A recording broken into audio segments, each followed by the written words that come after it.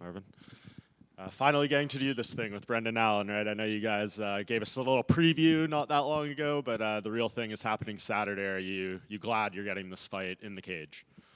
Yeah, for sure. Finally, yeah, it's was a long time coming, and finally we'll settle in the octagon. He was in here a bit ago, and he kind of told us his side of the story that happened in the casino and everything. Can you share your recounting of that night? He's just I don't know. He lives in Florida, but I haven't seen him. I never seen him because around that time I was gonna I was I said if I see him, it's on site, and I saw him coming out, and I still had my shoulder fucked up, but I just I just went at him, and then I landed a few, and then he wanted to get me back, but then there was there was a lot of people in between, and I thought I thought there's too many people around. We're in a casino. Eventually, nothing's gonna happen. Then I look over 1 second just to see what's going on, what was going on, because there was a bunch of security coming around and stuff, and then they just let him go. I didn't it's my fault, whatever. But even then, it's nothing really. Nothing really happened. He couldn't even land a punch. Even he kind of sucker punched me, and then. But then it is what it is. It's nothing. Honestly, I was kind of pissed because nothing really happened, and then I haven't seen him since. He lives around there, but I don't see him. But it's all right. At the end of the day, it is what it is. Yeah. But you run his mouth. Some people think that nothing's gonna happen. You run your mouth, and then you move. You got to move differently, because if I see you, it's on site. I don't. It is what it is, but it's like that with me. Would you call this fight personal or no? Well, yeah, I mean, for sure. Yeah, they definitely don't like the guy. I definitely don't like the guy. And I know, the start of this camp, you had some pretty hard times personally with the loss of your brother and stuff. Was that, do you feel like you had enough time to process before starting the camp? Do you feel like you need this fight to maybe help cathartically, or can you just kind of talk about what it's been like these past couple months dealing with that? Yeah, I mean, what can I say? It's like I gotta keep doing what I'm doing, and that's my way to kind of go over. Not go over. You're never gonna go over something like that, but it's gotta do something purposeful and meaningful, and something that gets you going in the morning, and I was always an example of resilience for him and for everybody around me, and I feel like at this time this is what I'm put up to, what I've been put here to do, so I'm gonna keep doing that, and then listen, physically I'm good, and I just can't wait to get into that cage and hurt him, to be honest, by now. And is this your second camp at ATT or first? Second, but I've been there for a while. Just I just got this massive injury, and then so. Yeah, was that one of the harder injuries to deal with that you've ever had? Oh, I mean, by far. That was a career-ending injury, to be honest. Everything was torn, and my shoulder, everything was fucking torn. It's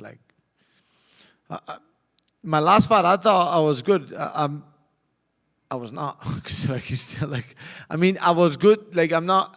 It's not that I'm making excuses. It's just I wasn't fully ready in the sense to go. I wasn't scared of re-injuring it, but it's it takes a long time up until you can actually let go the way you would the way back to normal kind of thing. So, yeah, it's been taking forever. It was a bad, everything was torn. All my ligaments were pretty much torn on my shoulder. Yeah, I guess, where do you feel you are in your career with the win here, right? You've obviously experienced the highs of fighting for that title, a lot of great fights in the UFC, only 31 years old, I believe, still. So where do you feel this puts you in the division? Yeah, put me back in the win column, and put me back in the mix, and yeah, I still definitely believe I got a run in me, and I got a lot to show still, and a lot to do, and you know, this fight is big. This fight means everything. It's like I said, it's now or never. You know, it's like this is a turning point for sure. And again, I don't put any pressure on myself in a sense, because the worst thing that could have happened in my life already happened. And you know, the really important things are others, but this means a lot. This means everything. This is like, you know, I have to do it for.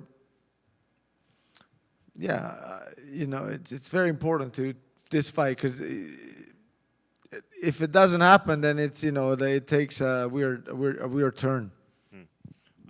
And speaking of, you know, looking up at the top of the division, the title fight is in a few weeks between Dricus and Hamzat. Can you just give me your prediction for that fight? Yeah, I think Dricus do it, you know, but I mean, you know, Hamzat has been showing great stuff, and I just don't think that he'll be able to take him out in the first round or second, and 5 rounds eventually will favor Duplessis. Marvin over here. Your former opponent Paulo Costa is on this card. You guys had some funny banter, and you also have Brendan Allen. Are you surprised you're not at the press conference tomorrow? The disrespect is kind of real, to be honest, but who gives a fuck at the end of the day?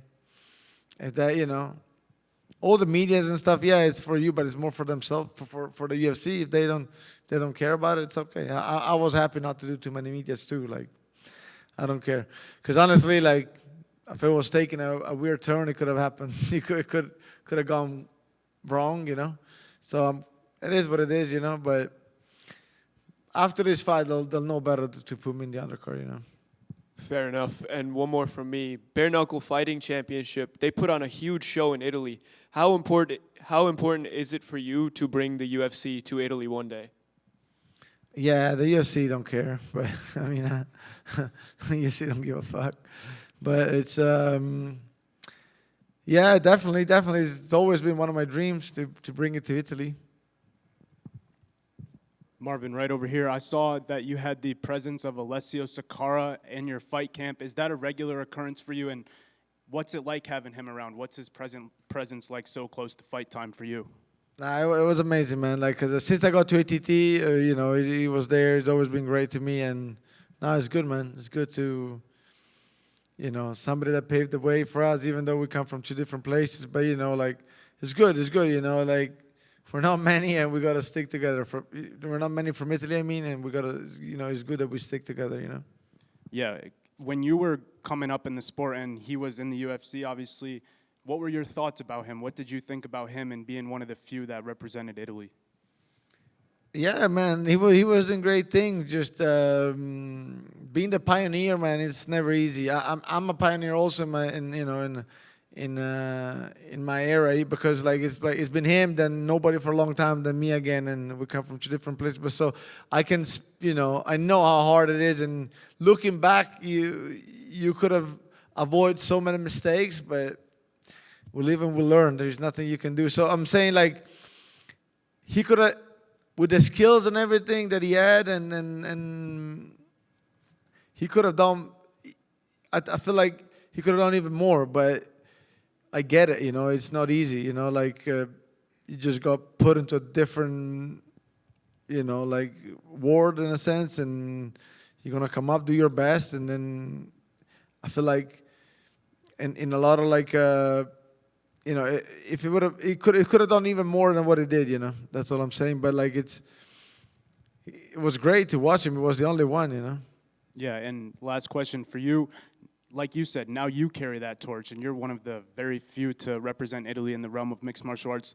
Do you think about that a lot? Does it make you honored, proud to be one of those few?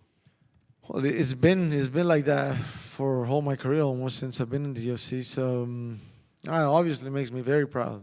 Makes me very proud, and I want to do much more. I think there's much more to do.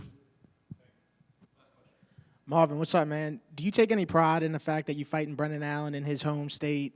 around all the people that, love him to death. Do you take any pride in fighting him? Nobody likes him, man. Nobody in the airport. Everybody was like, beat him up, fuck him up. Like, and I'm like, oh shit, they really don't like him even in his own place. Nobody fucking likes this guy.